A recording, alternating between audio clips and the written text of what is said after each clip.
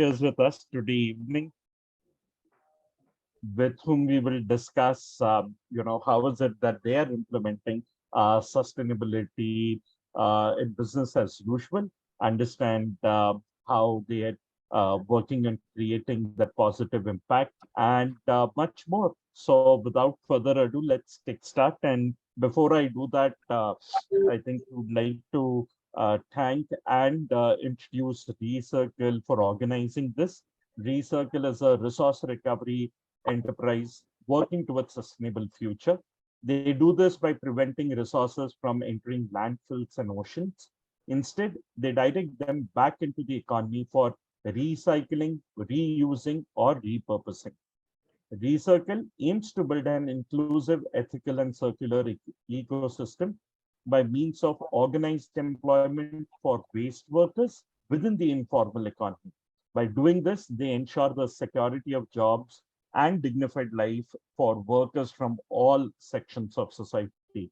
Now, that's truly inspiring and exciting. And what we'll do before we get into the conversation with our speakers, and here I would like to take this pleasure to invite Gurashish, who's the co-founder and COO at ReCircle, to share about their journey, about the impact that they're creating on the ground quickly.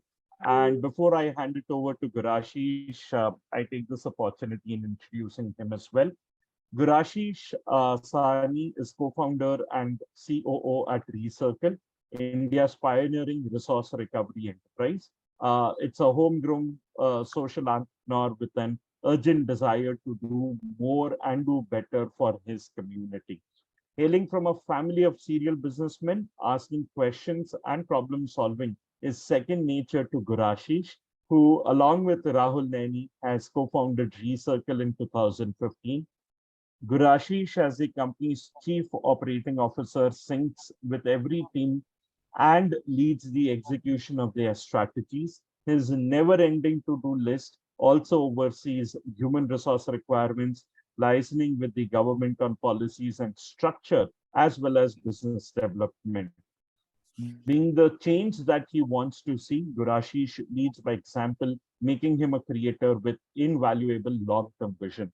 Thank you so much, Gurashish, for inspiring us. And I hand it over to you where you can quickly share and talk about ReCircle and the impact that it is creating before we jump into to talk with our esteemed panel members here. Over to you, Gurashish.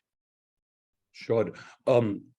Thank you very much, firstly, Rohit, for those kind words. I mean, they are more than what I deserve. So thank you a lot for it. Thank you, Aziz, Surojit, Ajinkya, to join us. Thank you for all the attendees that are here. And my fellow team people, I'm very sorry, I'm having a little bit of a technical glitch, so you can't see the background. However, going ahead with, so this is version 2 of championing this is version 2 of the webinars that we are conducting here at ReCircle.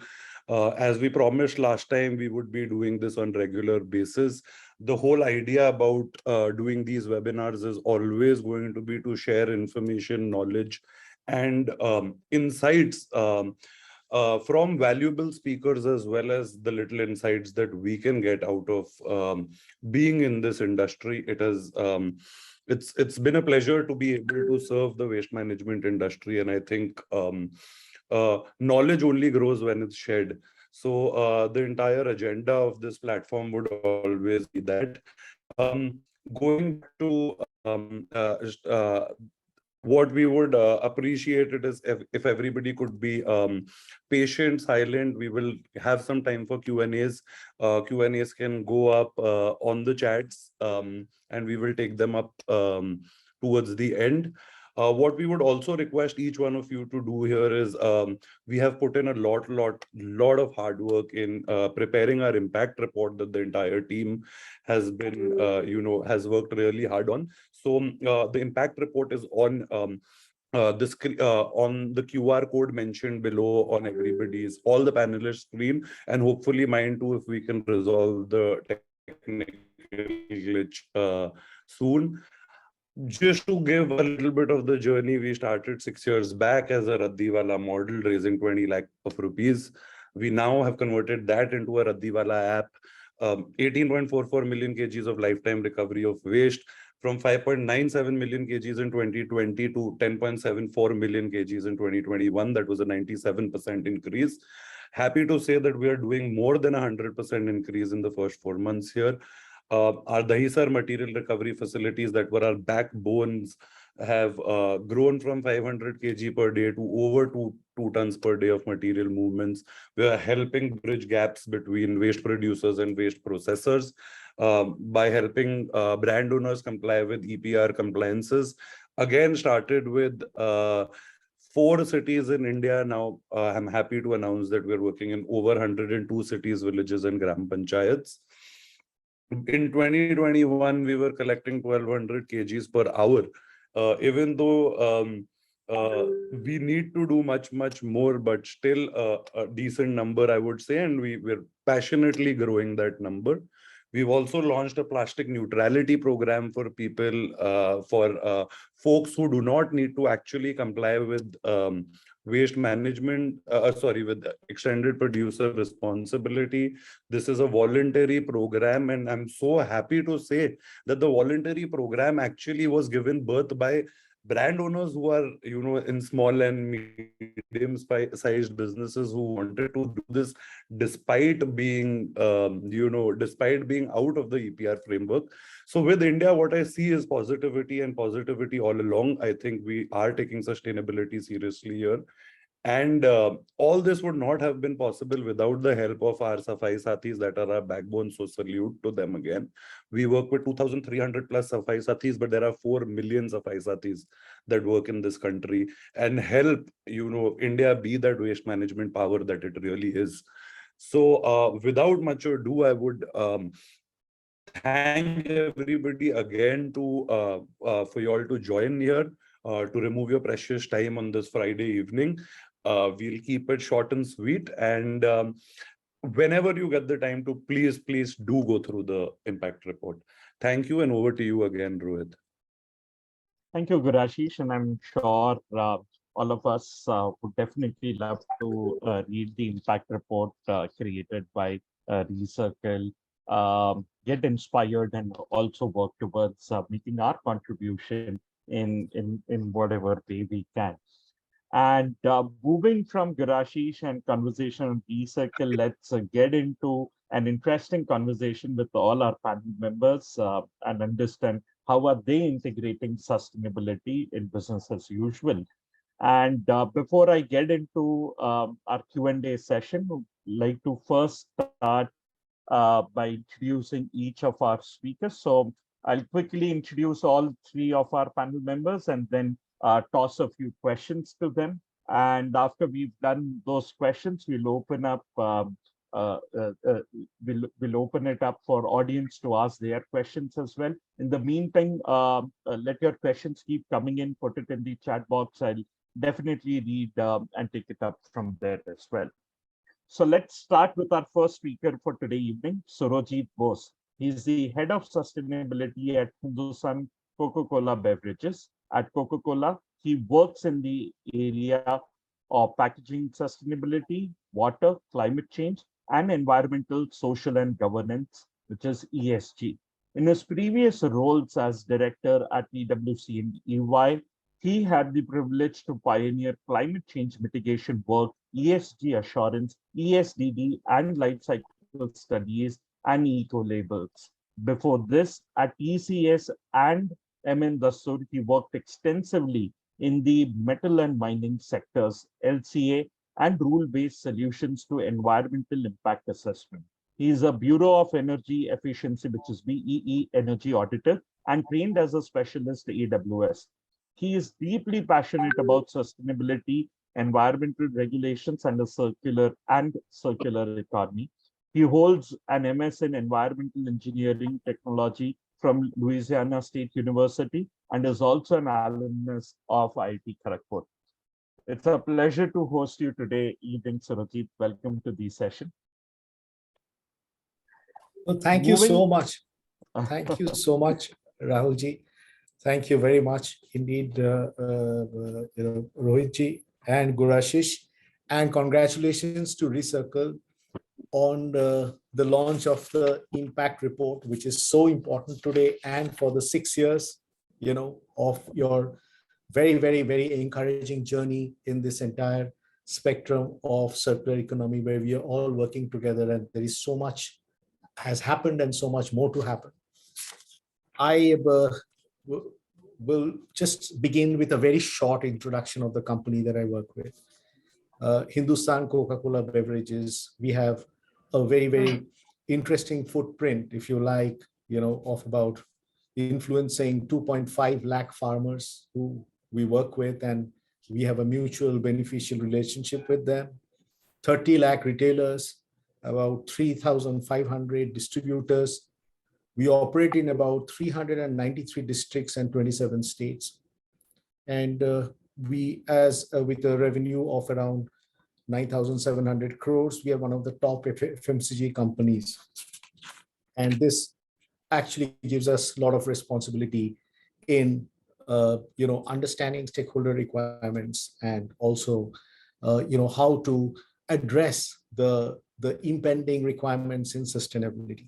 So I would very briefly touch upon how a company like Hindustan Coca-Cola, which, as you would know, we have a legacy sustainability strategy which comes from the Coca-Cola company globally, and that is dovetailed into the Indian condition. How exactly we look at that and how we include that in our annual plans. I would just share very briefly on that, and I must share with you also that this is just the appropriate time, because we are actually in this business planning cycle where we are exactly doing, getting to the numbers and trying to see how sustainability adds up and becomes part of the annual plans. So just a couple of pointers, I would say, based on my experience as the head of sustainability and working with the rest of the organization. First is to look at how to increase and moderate ambition of the overall organization. And for this, a scan of stakeholder requirements, regulatory requirements is the basic starting point.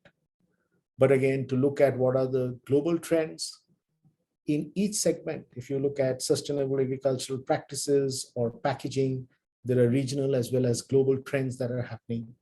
Best practices are there. A long as well as short-term kind of a view needs to be taken.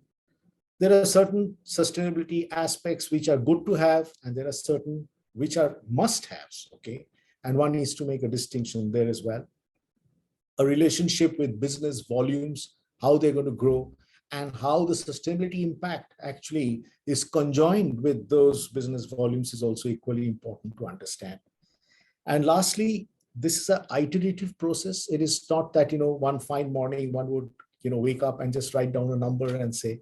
It goes through a number of iterations and then feedback from the rest of the business. The second point is on innovation. Without innovation, it's very difficult to make that incremental progress every year, and as you listen to the stakeholders, that incremental progress is very, very important. And here there are both risks as well as opportunities to look at. We have been very successfully doing what we called a garage workshop, where we call all the important internal stakeholders, and we also invite external experts, and we together try to solve the problems that confront us. And then we ask this question: how much is it going to cost us? What is the impact that we can bring in the first year, second year? And that actually leads to like a business plan, a mini business plan, if you like. The third point I would like to make is nurture what is already embedded within the organization. You see, on an ongoing basis, there is no need to reinvent the wheel every year. So there are certain things as a part of the annual plan and the long-term plan which are embedded. Renewable energy, for example, is one of them. Packaging collection could be other. So it is so important to have good sustainability partners, and that selection process becomes very, very important when we look at the spectrum of partners that one can work with, and to have an evaluation criteria that who are the ones culturally as well as sustainability ethos wise there is a connect. The next one is the goals in the sustainability becomes part of the KPIs of individuals. So very important to understand that how these metrics would be reported, because they would sit within the KRAs and the KPIs of individuals. So it's very important to understand that at end of the year, how is the final evaluation on sustainability metrics versus the spend of money is taken. Without funds, nothing becomes possible, and allocation of funds becomes very, very important. And together with that, raising awareness, let us say of the finance function, the commercial function, they also need to be made aware of the critical sustainability issues within the organization. And we invite speakers all the time, experts from outside of the organization when we want to learn about and want to, sort of cross-fertilize ideas within the organization. It's very difficult, I must admit, to come out at the delta cost, which is required for that additional sustainability, benefit that needs to be given in one part of the business. Be it, let us say, recycled content in packaging, which is one of the most important areas which is going to develop in India as a part of the EPR requirements. The RE100 going to renewable energy 100%. Biomass procurement, solar, sustainable procurement of different raw materials and their certifications, scope 3 emissions as a part of our overall science-based and net zero targets. CSR spend, involving everyone within the ecosystem, because sustainability today and the carbon footprint is embedded in each and every pillar. We have 5 main pillars in our business: ingredient sourcing, distribution, packaging, manufacturing, and cold drink equipment. So in all of them, there has to be solid business goals. With these introductory remarks, I hand over the baton to the chairperson. Rohit, please. Thank you so much. Thank you, Surojit. That was exciting. In fact, there are already multiple questions popping in my head that I would want to ask you. Very interesting 2 points. One was the garage activity where you do, and the second is actually ensuring that KPIs have been, KPIs are an area where you start thinking about sustainability and integrating and ensure that everyone in the organization does that. But more on this, we'll definitely get back in a moment. Let's move on to our second speaker for today evening, Aziz Fidai. He is the head of corporate social responsibility at Metro Brands Ltd. His team and his focus are mainly on recycling, refurbishing, and disposing of the discarded footwear items in an environmental friendly way to reduce the drudgery of their cobbler community to the best extent possible. In his previous roles, he has led as Deputy Vice President at Axis Bank and has previously associated with IndusLand and DCB Bank. He helps nonprofits eliminate stress and anxiety to rejuvenate their teams, systems, processes, compliance, funding requirements, evaluation, and much more. He regularly meditates, does yoga, and aspires to run marathon too. He's an alumnus of NMIMS with an MBA in social entrepreneurship and from Osmania University. For the last 35 years, he's also held voluntary positions at local, district, and regional level institutions for Aga Khan Development Network. Aziz, good evening, and thank you so much for making time for joining us today evening. Let's hear some opening remarks from you before we move on to Ajinkya. So I'll also try to give some small introduction regarding our company. So basically, Metro Brands is a footwear retail company, right? So we have around 600 plus retail showrooms spread across pan India. And the best part is that we do not manufacture a single footwear, but we are only the retailers. We procure the footwears from our trusted vendors and get some items imported also. So I'll just talk about what we do under CSR. So under our CSR, we have decided to work for the benefit of our own stakeholders who are in need, such as the cobbler community, unemployed and uneducated youth, as well as the environment, right? So we have identified an agency which will go to all the cobblers explain them the various Government of India sponsored benefit schemes, convince them, handhold them, fill up their forms and get them enrolled. With the enrollment in these social security schemes, the cobblers become stress-free. This relaxes them, their productivity and quality improves. This ultimately helps in our business growth as well as the sustainability of the business. The second stakeholder is the unemployed youth. So on-the-job training and the apprenticeship model under NEEMS and NAP schemes promoted by the Government of India is a big hit at Metro Brands Limited. So here what happens is that in our company, you will see many examples of people starting as Malya man, the person who is working on the upstairs where the stocks are kept, as salesmen, and reaching the levels of business heads as well as HODs and even the chairman of our company. Because our chairman of the company is also started as a salesman when he was quite young of the age. So all these chances are there that the Maliaman can also become the chairman of the company to fulfill the manpower requirement of our ambitious expansion plan. This CSR initiative, is really helping us in our business sustainability also. And the third business stakeholder, which I have said, is the environment. So the footwear that we sell, is not naturally decomposed. As such, it lies in the landfills or oceans for around hundreds of years. So under our CSR, we have identified agencies who collect the old discarded footwear, sort them out, cut it, slice it, and the better ones are sold to the registered recyclers, and the totally worn off ones are co-processed at the cement factories as well as the power generation units in an eco-friendly manner, thereby covering our footwear product life cycle from its cradle to grave. So this is how we have mapped our CSR initiatives with our own stakeholders to help in managing our business sustainability also. So this is a very short introduction on about our company and what is it that I'm doing under CSR and sustainability.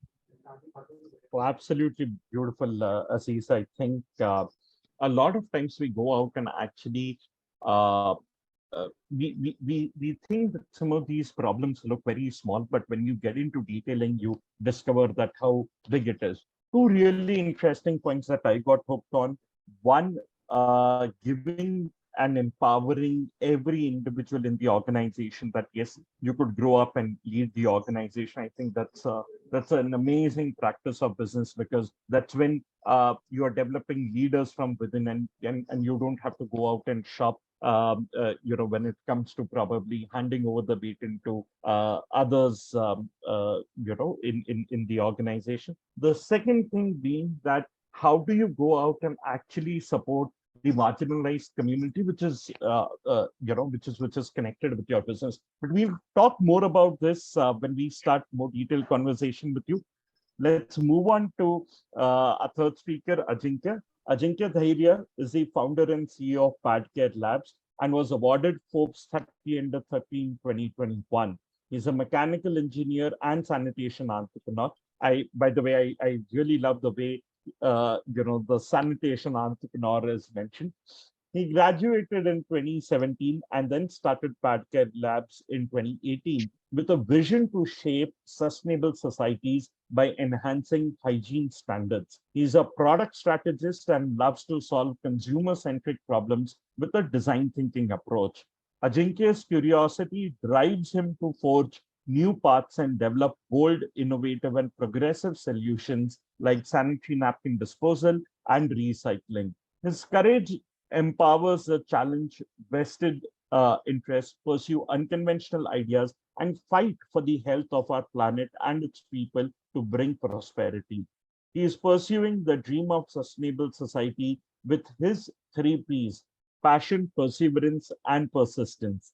His efforts were recognized by WIPO, TBC, WSSCC, Unlimited India, Dassault, UK Royal Engineering Academy, and the Government of India. He acts as a young ambassador to inspire social actions for a healthier community. Thank you so much, Dhariya, for joining us, Ajinkya for joining us today evening. And over to you. Let's hear some opening remarks from you. Yes, sure. Thank you, first of all, Rohit and Rahul, to giving this opportunity to represent the startup community. and how it is pivoting the sustainability area, right? And kudos to the Rahul, Gurushish, and entire ReCircle team of that perseverance that what you're having for last 6 years and breaking the norms in this particular industry. So in quick, what exactly the PadCare Labs is doing? PadCare is a menstrual hygiene management startup. We provide menstrual hygiene management as a service to B2B corporates while aligning with their sustainable development, ESG, EHS, zero waste, landfill related requirements with our awareness, accessibility, and recycling as a system. And right now we are available across the pan India. It is in 6 cities, serving a lakh of women per day basis and creating impact in terms of their health, hygiene, and privacy. Closely working with the 20 plus rack pickers, that is something we have uplifted them and converted them and trained them to be as a service professional service executives. And my remarks on this, right? The how we are at the PadCare implementing the sustainable approach in day-to-day activities. So when I think it's just not about the product, right? The sustainable activities in the process should taking care of entire the supply chain. With that kind of model at the PadCare, how we are doing that? The first is something rightly said by Surojit sir, where the procurement of the material. We always think and choose the vendors and get the related certification having certain carbon fruit. If that matching the criteria, then only we procure the material and we put on the our vendor management kind of system. The second, the major impact, like it is just not about the product and procurement, how we are uplifting and engaging the marginalized community to its entire during the entire supply chain. In case of PadCare, I'm happy to share that the our model is kind of service-based model. We always the service executives we always get and try to get it some from informal waste pickers having no education, no background. We train them rigorously and then order onboard them as a professional service executives on our payroll. The second part, it's also one of the few consumables that what we always look for. It is recurring one, like the small part we require. So that consumables, we are not giving manufacturing to probably the big manufacturing facility. That small part can be done by the small SHG groups. So we outsource these small activities from SHGs that is creating again directly impact in terms of their uh, economically as well as financially, and they feel kind of uplifted. The second point here, I again want to reciprocate with the Surjit, the incremental innovation.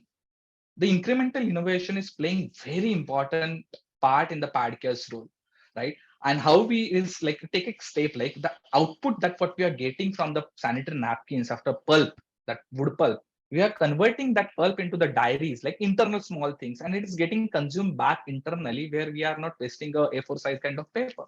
Then second, we are again using the plastic that is getting output and creating a small product that again going back to the existing supply chain.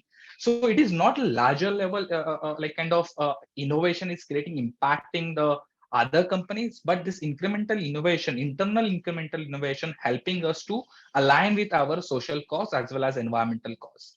And third point in this incremental innovation part, where when we are working with the larger corporation, almost 150 across pan India level, the small part like traceability, the transparency into entire supply chain. This is also playing very important role to bring that trust into the ecosystem. The trust is directly proportional going to be on the transparency level. Then third point I want to highlight in case of PadCare, we are here due to the our collaborative approach. The collaboration between the government, the private organizations like big corporates, as well as the vendors, right? And those are playing like the on ground requirement that you're resolving. Because of that, the inline synergy is playing very pivotal role in terms of that collaborative approach, and that is helping us to scale, just not limited for India, but it is kind of from India kind of innovation on the global level, and that is how we are breaking the norms due to the collaborative approach. Yeah, this is my hand over to you. Thank you. Super. So to start with, I think you're really inspiring work. I think what's also mentioned on your website, the kind of work that you've been doing at such a very young age, also bringing the attention to sustainability, to problems, and a very, very inspiring vision. So kudos to you. And yes, let's get into a more detailed conversation ahead. So while I kickstart the conversation with all our panel members, let me start with the first question to you, Surojit, that when it comes to corporates, how are you going out and measuring the success of waste management from your product? So what is it that you're doing? How are you measuring it? And what are the activities that you're doing? You touched upon it a little. If you could elaborate, I think that would help our audience understand things better. Well, thank you so much, Rohit, for the question. Uh, the waste management in India, especially, has been very fast evolving. As we are all together in this conference today, thanks to ReCircle, because we are realizing the wealth in waste. Okay, and that is probably where the crux of the way we measure it and would like to value it, is based, and that is a fundamental premise. So the idea within our overall system, we are guided by, as I said, the Coca-Cola company's stated goals in 2025, in 2030.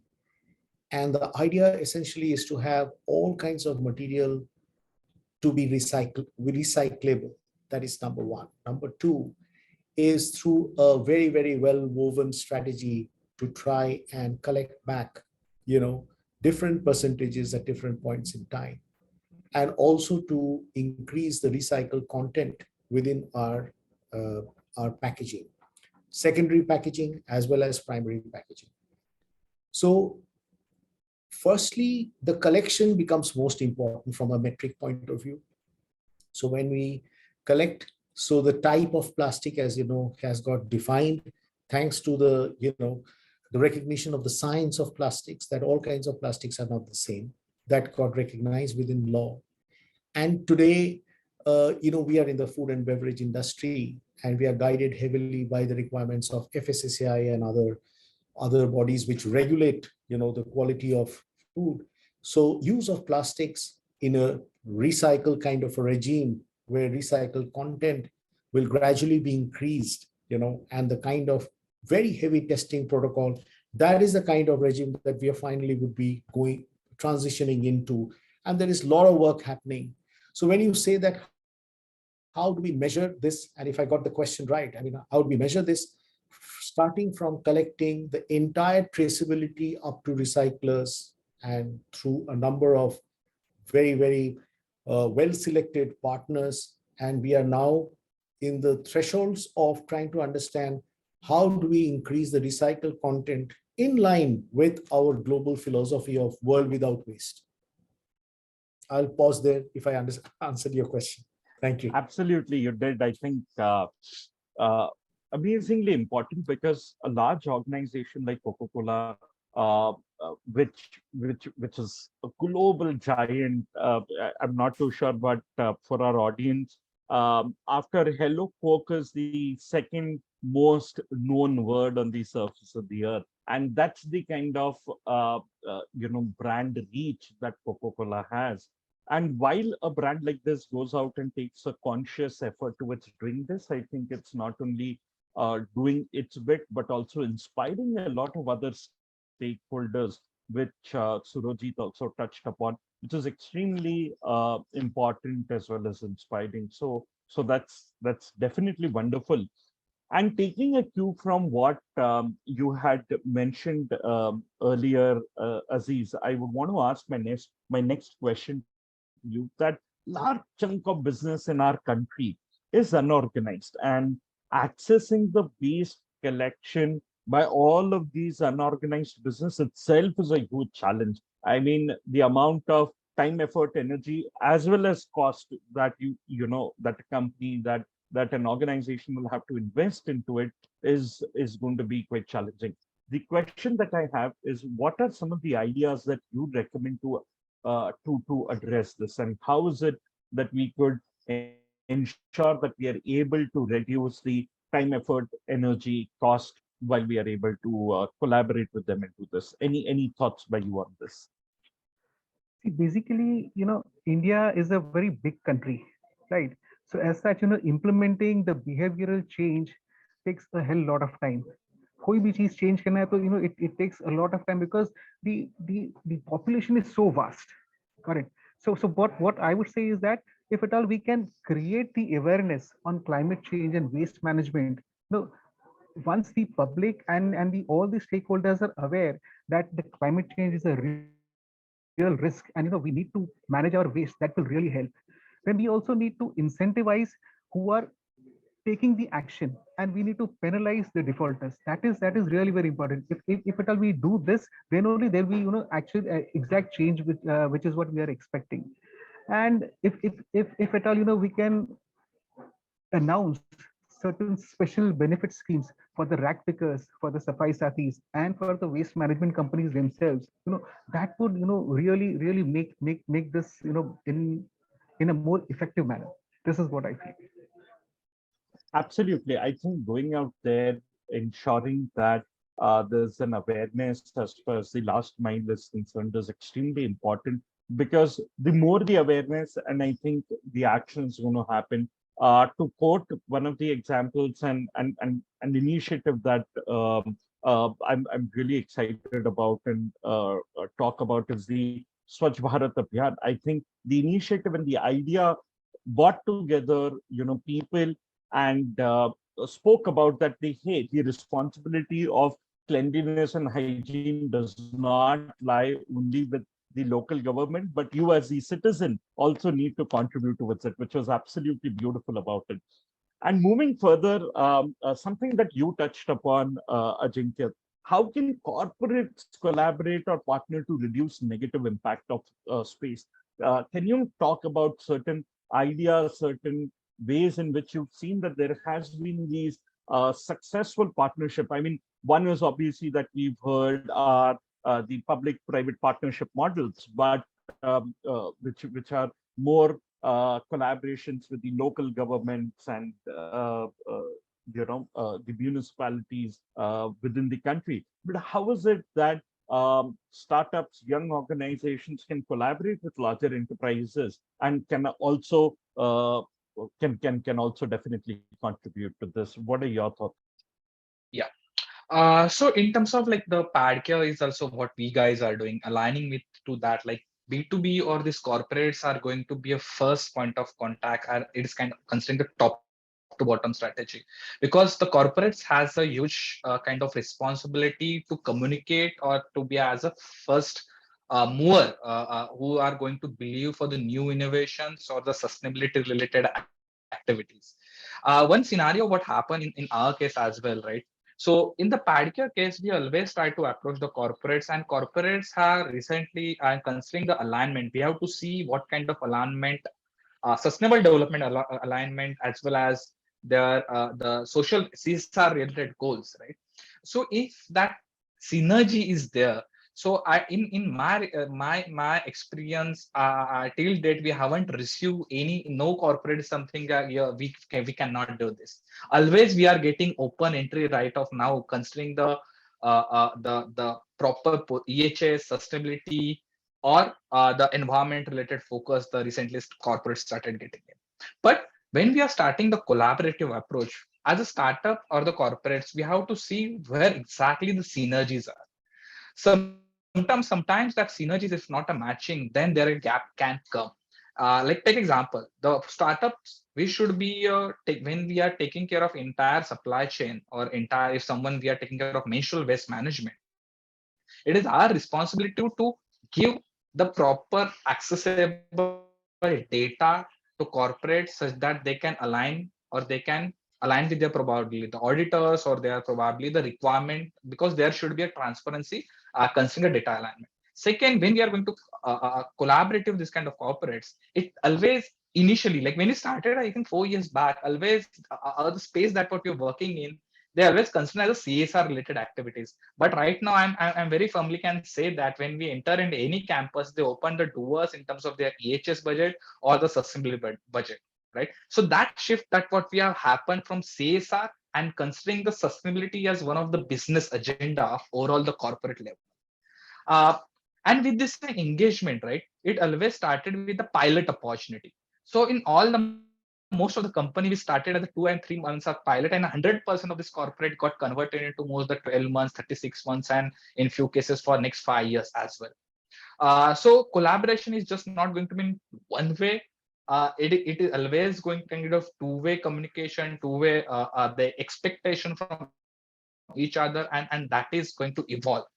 Uh, Luckily, in few cases where we are also working in this collaborative between PadCare, municipal corporation, local municipal corporation, and the corporate, right? So always few of the times where we have to align the all stakeholders in one on one table, understand their requirement, and create a specific operational and business model to align with that project, right?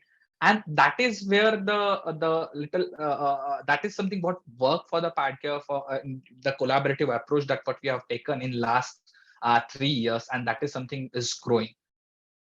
I think what's interesting about what you mentioned, Ajinkya, is that go out, reach out, and talk to people, and they will definitely come forward and collaborate with you. And that's exciting. I think a lot of us are probably stuck with the thought that no, I'm not too sure. It's probably a very large company, and I might not want to go out there and do that. And we're too surrounded probably by those thoughts. However, if you were to go out and try it, there are definitely opportunities to collaborate, no matter what is the size. I don't think anyone is talking about the size of the organization. We are all talking about the value that can be created and the collaboration that exists out there, which is very, very interesting. Yeah. So moving ahead, in fact, there are so many questions that we already have from the audience as well, and we'll definitely talk about it.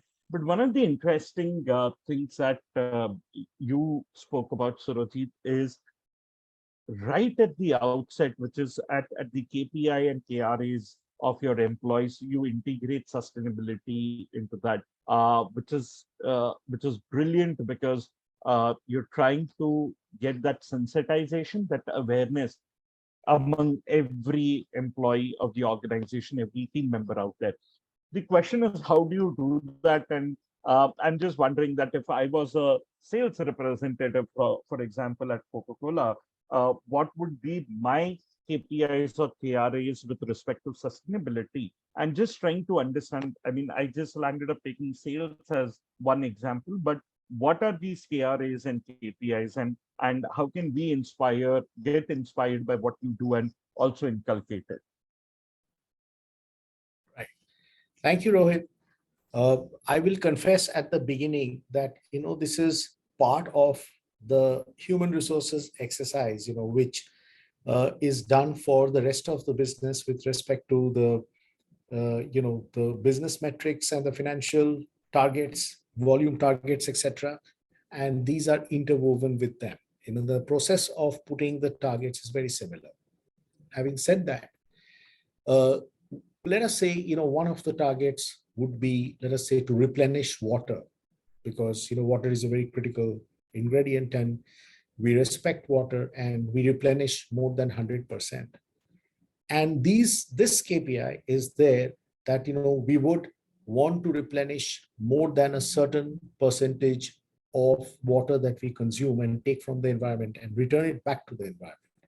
Now, this will be built into the KRAs of people who are responsible for this. Similarly, in a plant, energy usage ratio or water usage ratio, okay, these again are built within KPIs.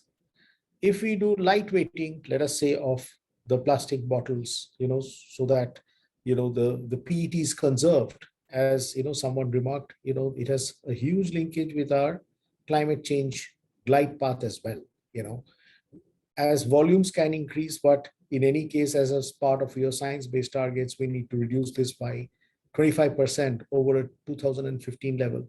If these are to happen, these projects have to happen, folks will have to be made responsible for this, and the solutions have to be found. In some cases, the solutions exist and they need to be adopted. In many cases, the solutions also will need to be found. And accordingly, these targets are put in front of, it's a top-down driven system. So naturally, all the sustainability targets, just like, there are targets in the finance world, are used by the human resources function to drill down. And you wanted to ask about the sales part of it. Oh, that was just an example. As an example, I just drill just half a quarter of a minute on it. One of the areas is coolers, where we are trying to bring in a lot of innovation. All our new coolers will be HFC free. Not only that, the energy footprint of those coolers are going to be much less, to the extent that in some cases, the new compressors would be manufactured in India. This can actually have a potential of revolutionizing the industry. And there are both time by which you do this, this localization of these new coolers and our requirement to bring them to the market to 100% of all coolers being added. So all these have to be part of people's, performance. Thank you so much. In the very first place, Surojit, bringing coolers itself was a path-breaking idea. And I remember reading about it where Robert Gazetta actually spoke about that, hey, I don't want the market share of the cola market. I want the market share of all liquid that people go out and consume. And that's when the team started thinking about that, how can we imagine colas being sold at probably supermarket, as at a chai shop, all sorts of things. And that gave birth to actually using the coolers and the fountain coke and multiple other innovations out there. And it's brilliant that you're thinking it, in that direction and working towards it. In fact, some of the questions that I'm asking right now are also the questions that our audience are asking. And Aziz, what I wanted to ask, which one of our participants has also asked, do you really believe that sustainability and financial growth can go hand in hand? I mean, a lot of us think that, hey, these are two different ends of a thread, maybe not even one thread, it's some different thread altogether. So how can sustainability and financial growth go hand in hand? What are your thoughts, Aziz? In business, what happens is that everything depends on the preferences, importance, and level of the urgencies.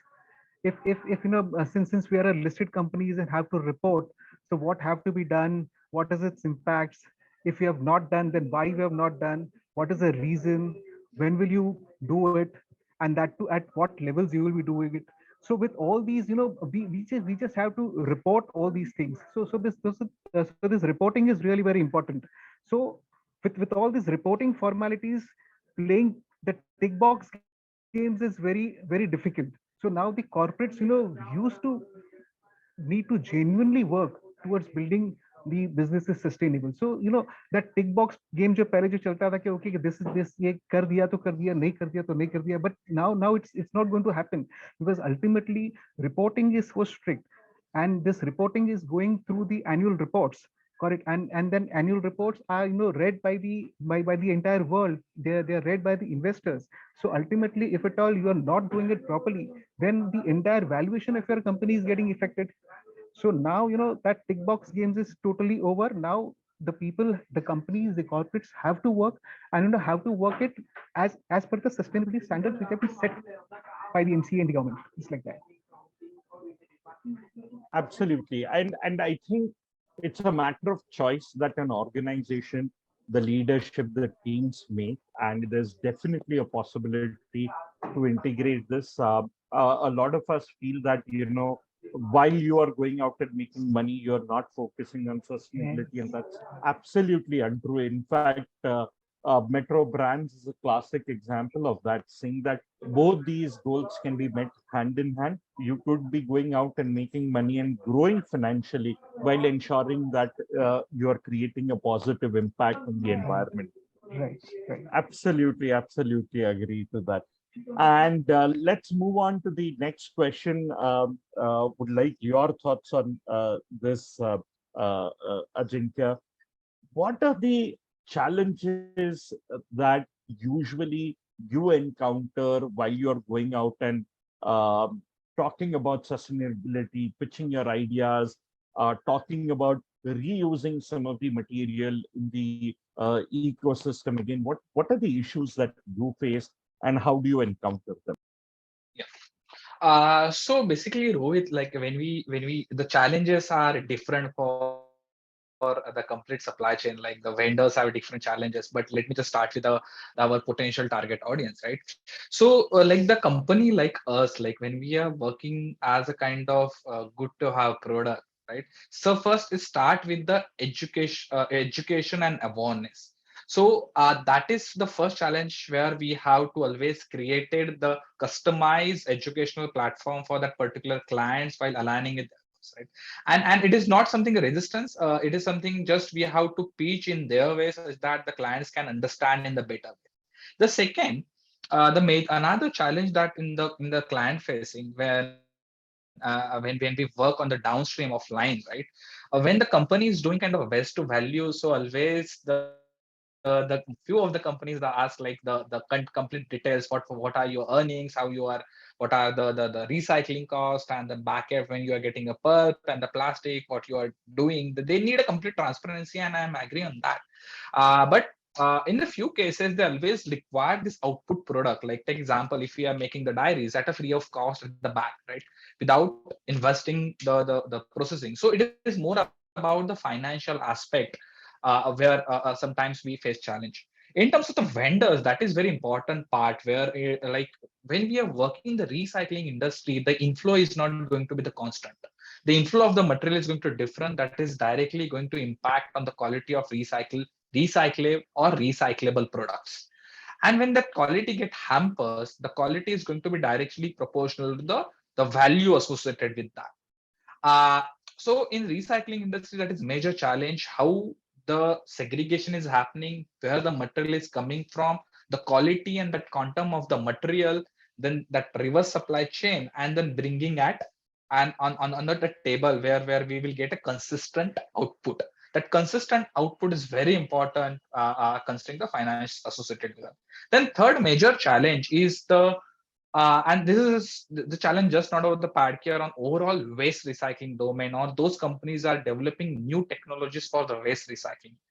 Uh, where the first challenge is there are not clearly mentioned, the government has not written down what are the criteria that what we have to take or that what we have to adopt for any kind of new technology that can recycle ABC product, and what government standards that what we align, and what is the window where we have to apply.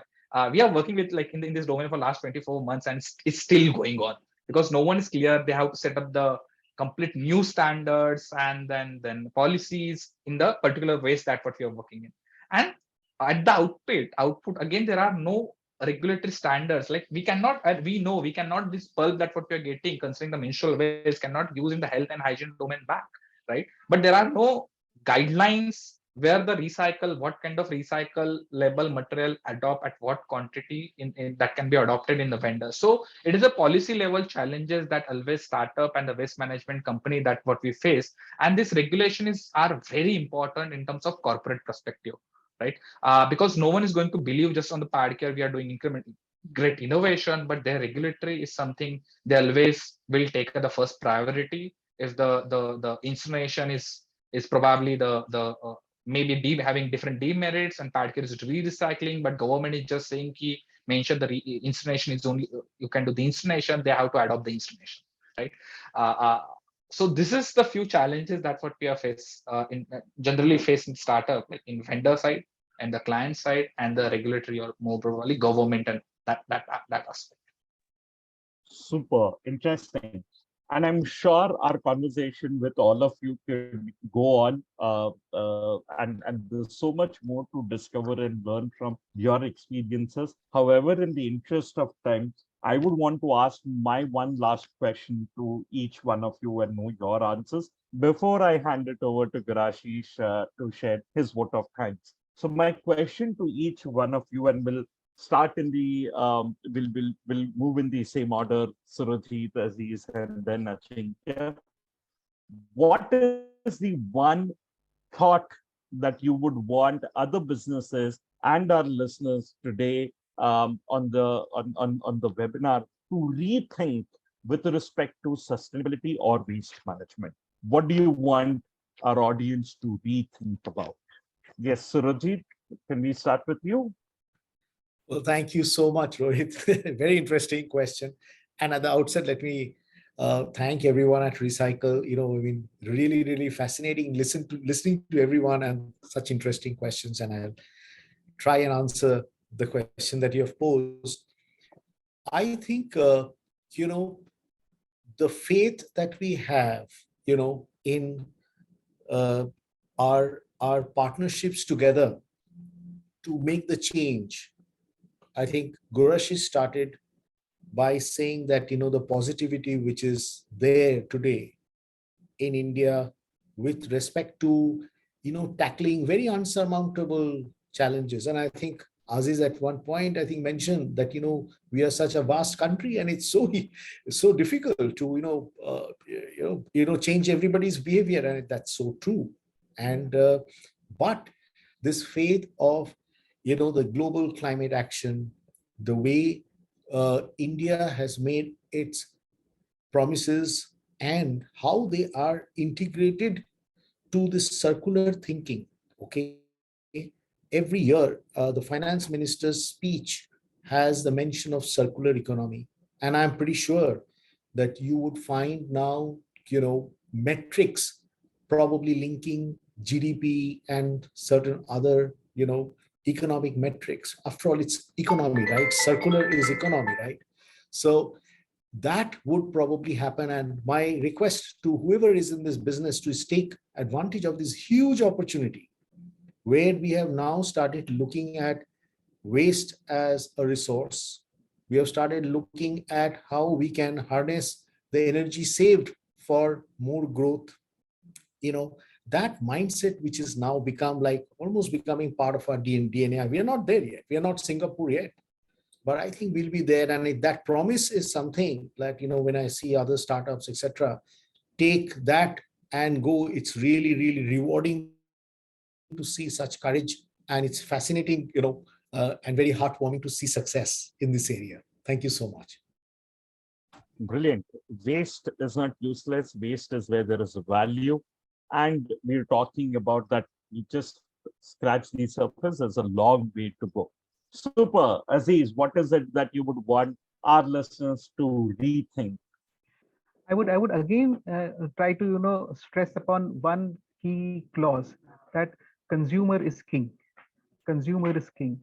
It is always a demand and supply phenomena. Awareness amongst the customers, awareness amongst the consumers on climate change and sustainability is very, very important. Once they understand the risks of the climate change and their individual responsibility to mitigate it, then only they will start demanding for sustainable as well as eco-friendly products. This is how businesses will move towards implementing the sustainability strategies and bringing in eco-friendly products into their businesses. This is exactly what I feel. Brilliant. And let's move to the last one, Ajinkya. Your thoughts. So all probably entrepreneurs or want to be entrepreneurs here, right? You have to keep that faith on your vision and you have to go against odds, right? In case of ReCircle, in context of the PadCare, it was a kind of roller coaster journey. Like, this business will not work. How you are going to generate revenue out of it? So you have to just fight against the all odds. And we are in the very golden era where all the support that what you are coming from the ecosystem, the partners, the big corporates, the government. And because of that, probably the climate science is going to be a next hot computer science, like in similar kind of degree. And that is going to change the world. And this is something, these are my comments. This is good. Yeah.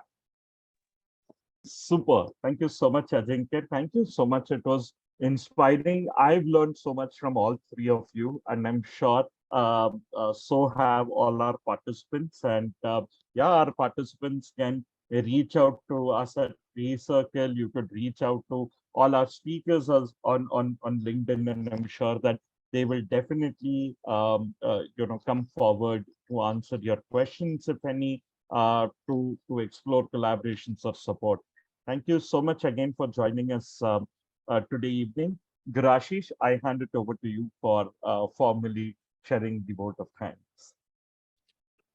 Thank you again, Rohit. Always the overwhelming part of it, yeah, where there is so much information shared and all such good information shared that it's hard to really say goodbye, but the time must end. Again, very interesting thoughts here.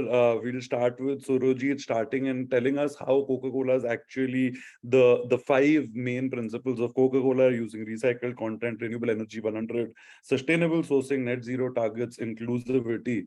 Um, Aziz going in from how shoes stay for a few thousand years. Ajit, one very interesting thing that is in my talk tomorrow is a Rajput king may have worn some shoes and you will still find them at the dumping ground. So ancient treasures really. Huh? And again, Ajinkya, hats off turning, we saw Pad Man and now we see Pad Labs, Ajinkya, turning it into a service. Very, very interesting, I would say.